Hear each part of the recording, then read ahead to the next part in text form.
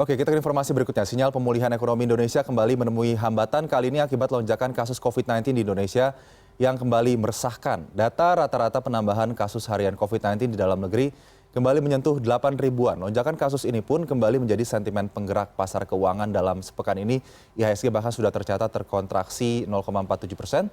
Sementara di tengah sentimen global seperti potensi adanya taper tantrum di negeri Paman Sam juga membawa mata uang Garuda melemah. COVID-19 melonjak, pasar keuangan bergejolak. Kami bahas pagi ini dengan Kepala Ekonom Bank Permata, Joshua Pardede.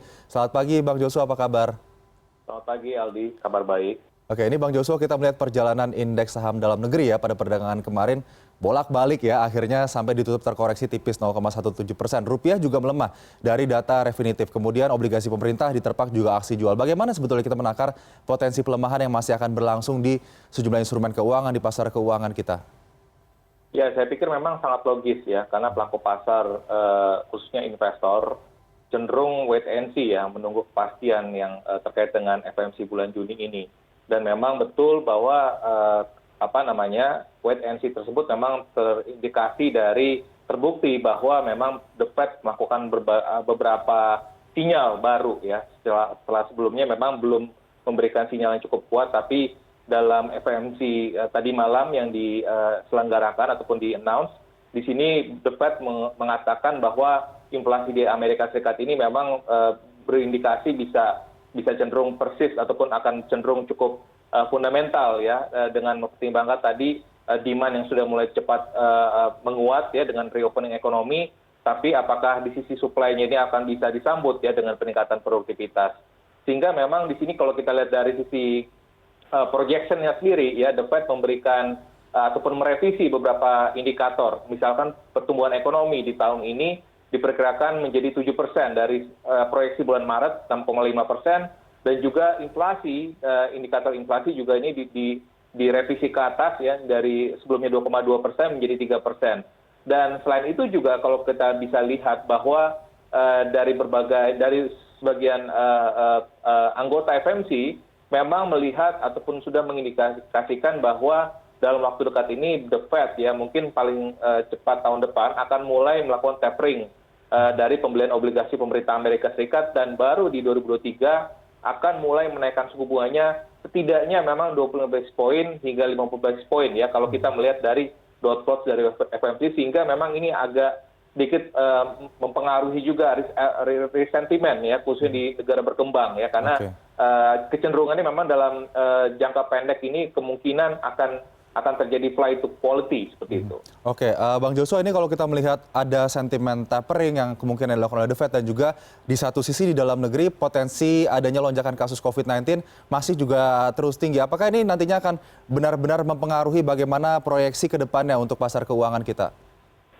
Ya, kalau kita lihat di pasar keuangan tentunya salah satu hal yang saya percayai ini masih akan mempengaruhi secara signifikan adalah fundamental ya. Oleh sebab itu makanya dengan pengendalian kasus COVID dan selanjutnya juga dengan pemulihan ekonomi nasional, saya pikir dua kombinasi itu yang kita harapkan akan bisa menjaga daya tarik minat investor ya, khususnya investor asing pada aset-aset berdenominasi rupiah ya.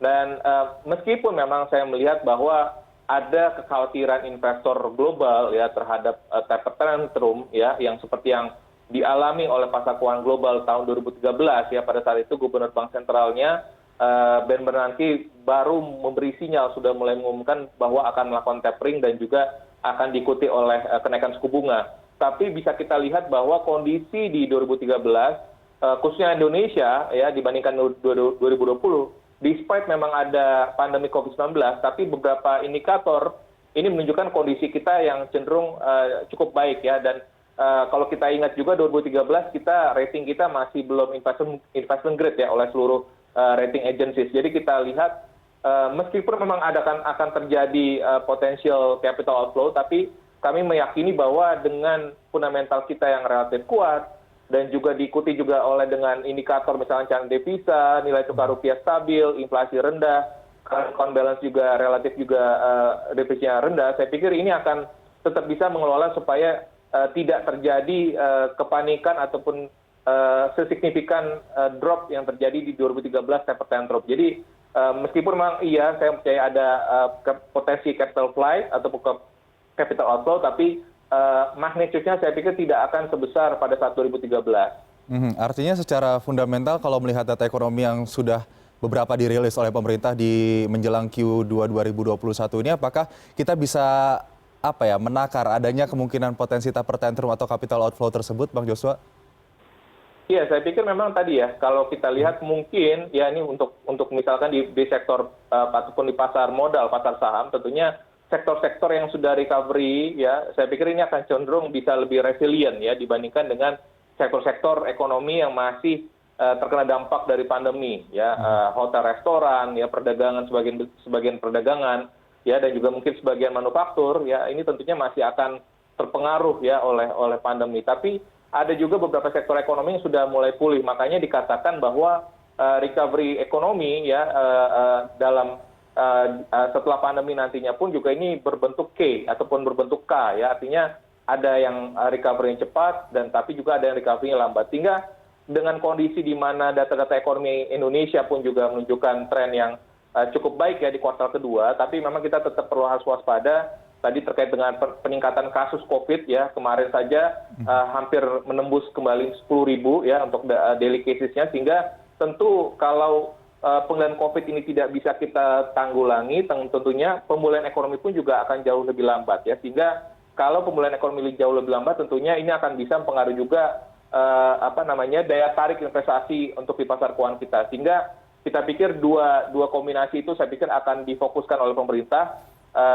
Demikian sehingga tadi saya pikir untuk beberapa sektor misalkan di pasar saham dan juga khususnya di pasar obligasi ya, saya melihat bahwa kondisi di pasar obligasi pun juga saya pikir masih tetap atraktif ya, mempertimbangkan misalkan dengan imbal hasil yang ditawarkan oleh obligasi pemerintah di negara berkembang ataupun peers kita ini, saya pikir bond yield kita masih cukup atraktif ya, sehingga kita harapkan rupiah meskipun memang dan sejauh ini pun juga meskipun terjadi pelemahan sedikit ya dalam beberapa hari terakhir ini, tapi saya pikir rupiah masih akan tetap stabil di kisaran 14 ribuan seperti itu. Oke, kemarin juga sempat menjadi salah satu yang terlemah juga di pasar Asia pada penutupan perdagangan kemarin terhadap dolar Amerika Serikat. Apa yang terjadi kalau misalnya kita melihat kasus lonjakan COVID-19 ini, apakah juga berpengaruh terhadap nilai tukar kita, Bang Joshua?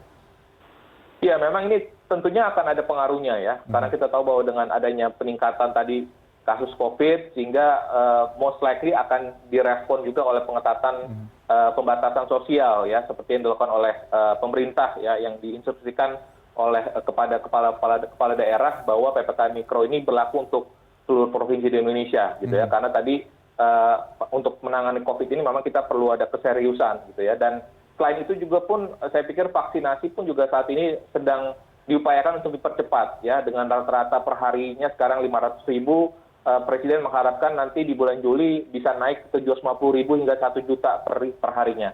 Sehingga kalau peningkatan ataupun akselerasi dari pemberian vaksin ini juga bisa terlaksana, ya kita harapkan penanganan COVID ini bisa tetap terkelola ya, dan juga tentunya tadi pemulihan ekonomi nasional ini juga khususnya dari sisi kebijakan PEN dan juga kebijakan belanja pemerintah pusat lainnya ataupun dan daerah, ini diharapkan bisa terakselerasi dengan lebih cepat, sehingga ini akan memberikan dorongan positif ya, khususnya buat para pelaku usaha dan juga konsumen secara khususnya. Saling balap-balapan ya kalau kita lihat, Bang Joshua, ini akselerasi vaksinasi dibarengi juga lonjakan kasus COVID-19 yang saat ini makin tinggi angkanya, bahkan tadi sempat mencapai angka lebih dari 8.000 untuk rata-rata kasus harian dalam satu minggunya. Bang Joshua, ini mungkin satu pertanyaan terakhir. Pemerintah kan sebetulnya sudah mengeluarkan target optimistis untuk pertumbuhan ekonomi kita di kuartal kedua ini akan berada di 7 sampai 8%. Kita kaitkan lagi dengan lonjakan kasus COVID-19 yang terjadi, apakah masih realistis target tersebut jika melihat kasus harian yang semakin tinggi untuk target tersebut bisa dicapai oleh pemerintah? Ya, memang ini dari awal ya, dari setelah rilis data kuartal 1, memang kami melihat bahwa kuartal kedua ini tentunya akan terjadi dampak yang cukup positif ya kuartal kedua, karena ada momentum lebaran dan juga ada ada momentum pemberian THR ya, dan juga gaji ke-14 untuk ASN dan juga berbagai insentif dari pemerintah khususnya pajak terkait untuk mendorong konsumsi. Kami memang melihat bahwa pertumbuhan ekonomi kuartal kedua ini setidaknya tumbuh 6% ya. Jadi artinya sudah kembali positif lagi di kuartal kedua. Tapi pertanyaannya apakah bisa di atas 7%? Tentunya ini akan sangat dipengaruhi juga ya, khususnya di bulan Juni ini aktivitas ekonomi apakah menurun tajam ya, akibat adanya peningkatan kasus tentunya.